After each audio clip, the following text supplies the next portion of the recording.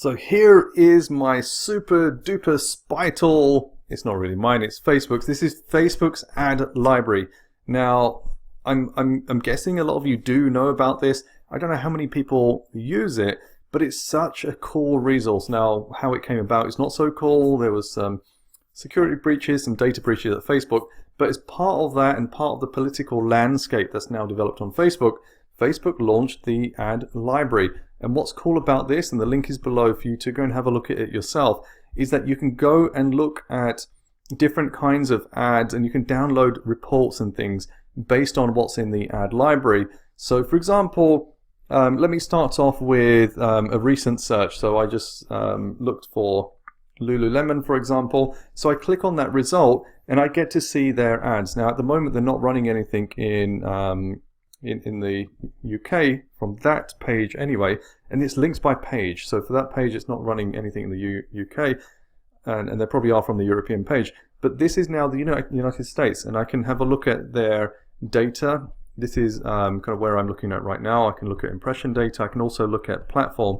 So if I scroll down, I can kind of see what ads they're running. Now, you don't know, for example, if it's top of funnel, middle, or bottom, but chances are, because this is listed by impressions, as you start at the top, the bigger impressions, especially for a big brand, maybe for any ad account as well, the higher it is at the top. Because it's listed by impressions, it gives you an idea that these ads are probably top of funnel. So as you scroll down, you'll probably get to mid funnel, bottom of funnel, etc., depending on how far down you want to go.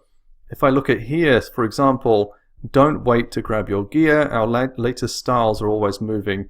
That for me looks like a retargeting ad. You can also get a clue based on the launch date. So this was launched August 2019. I'm now in April 2020. I'm looking at this ad and I'm looking at what they've put. Chances are this is not a top of funnel ad. So it gives me an idea of the different ads that are running. So this is quite cool. It's a good resource to have a look at ideas.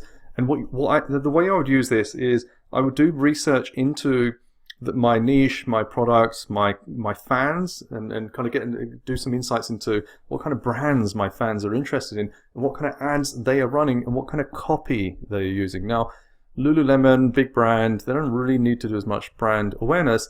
So, the copy, for example, isn't that extensive. So, there's more of visual play, and that's great. You can kind of see some of the ads and how they're working.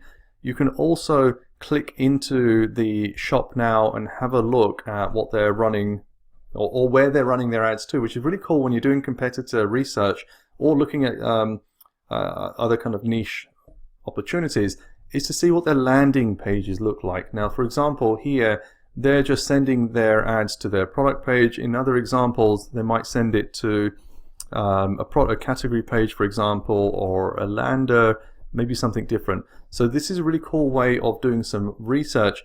The other cool thing that you can have a look at if you are looking at, for example, political ads, and I type in Trump, for example, is one of the cool things about political ads is there's so much more transparency. So this was kind of forced into Facebook, and kind of they developed as well. So here, for example, you can see people are selling gold bills and other bits and pieces around Trump, but you can see who's actually paying for it because of the whole need to create transparency around political ads. So if that's something you're into, it's a really cool way to go deeper into seeing what's going on and all the controversy and other things. But one of the cool things about this, for example, is that you can actually get deeper insights into what's going on. So this isn't available for what they say political and social issue ads, but if you click into ad details, you actually get details into the number of impressions that ad has received since it started running, and how much ad spend has gone in, the kind of gender split and things like that. Now, this has been done for transparency reasons, and you can see what's kind of going down, so exactly what kind of spend is going in and where and stuff like that. This isn't available for non-political. It's you might look at this and say, oh, that's a shame, I could do competitive research, but chances are you wouldn't want your brand to be exposed in this way on Facebook. If you are doing political ads, that's kind of what happens. So there's so many ways to use this to try and find opportunities for you to uncover new ad ideas and maybe ad angles, kind of see what other people are doing to try and pull out new ideas and kind of see, for example, what others are doing. You can do kind of searches by product. So I've just typed in laptop, and there's different different search results that have come up. You might do let's say clothing, and see which pages are tagged with clothing, either the clothing's in the name or something else. So you can do searches by product. The other way to navigate this is if you find the brand page as well. So when you do a search in Facebook, you can find the brand page and go into their ads library that way. But the same thing applies here, and I think this is just a cleaner way of searching. So if you are looking in a particular niche and you find a product and you want to go deeper into looking at the pages, it's a lot easier to just send, for example, someone in your team to the ads library page. Say, I've found this competitor, they're a company called Apple, I want to see what they're up to. Click into there, see what kind of ads they're running. Apple are not running any ads, a bad example, but you can kind of get an idea of how to use this to find ad ideas. So let's say, for example, now we go from Apple to jeans, and you might want to find something which is related by that. So I just wanted to give you a different example. So I've got Pepe jeans that have come up, for example, and they show you some regional ads as well, because some brands run multiple pages as well. So that gives you an idea as to what's going on, and you can just start hacking into their ads. So this is more for kind of looking sideways at competitors. Doesn't give you the depth in terms of like spend and revenue or anything like that, especially if you're non-political. But in terms of ideas and inspirations, it's just such an easy hack to just go in and see what other people are doing and do it quite fast as well.